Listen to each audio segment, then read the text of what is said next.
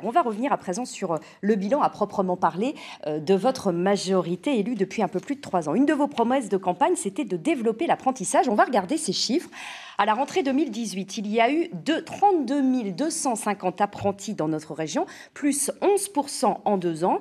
C'est nettement plus, je le précise, que la moyenne nationale qui, elle, est à 4,2%.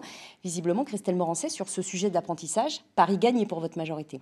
Oui, en 3 ans, c'est plus 15% d'augmentation d'apprentis, ce qui nous met en tête des régions françaises. Cette réussite, c'est le fruit d'un travail collectif avec l'ensemble des acteurs suite au Grenelle de l'apprentissage que nous avons mis en place dès le début de notre mandat, qui en a suivi un plan de relance.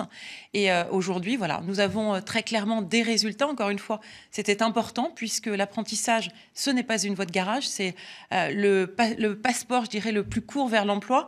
Il faut rappeler quelques chiffres. 8 jeunes sur 10 qui suivent une formation par apprentissage trouvent un emploi 6 mois après leur formation. Donc pour nous, c'était essentiel. Et puis l'apprentissage, ça va du niveau CAP jusqu'au niveau d'ingénieur. Edith Gélin, le problème, c'est que l'État, il a quelque part retiré la compétence de l'apprentissage aux régions. Ce sont les branches qui vont prendre la main. Et là-dessus, vous n'avez pas eu le choix. Comment vous imaginez les choses ? Vous allez garder la main sur les bâtiments, par exemple ? C'est ce qu'on dit. Vous allez continuer d'investir ? Alors en effet, le gouvernement a pris cette décision de retirer la compétence apprentissage, donc, qui aura lieu donc, le 1er janvier 2020.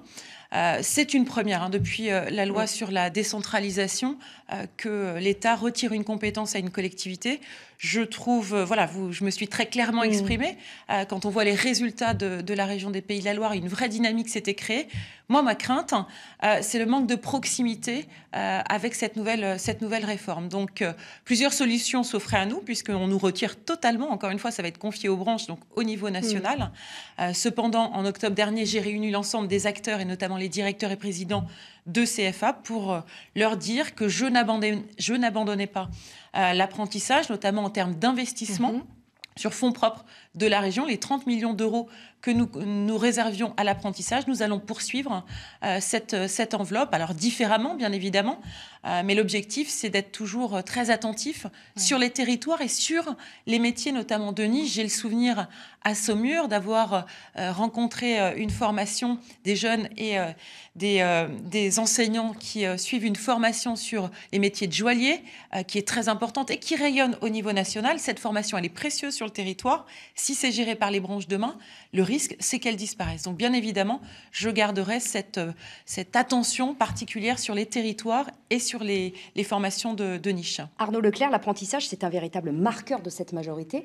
Elle pourra mettre en avant cette réussite en 2021, probablement. Oui, assurément. C'est vraiment une réussite, ça c'est incontestable. Salué par l'opposition d'ailleurs, ça fait l'unanimité. Maintenant, c'était un des 2 grands marqueurs à l'arrivée. Et on voit bien la réponse que Mme Morancet vient de faire au désengagement de l'État ou à la reprise de la compétence par l'État montre aussi une des forces de la région. C'est le seul acteur public dans le paysage national qui a une capacité d'investissement importante. Donc c'est près de 450 millions l'investissement.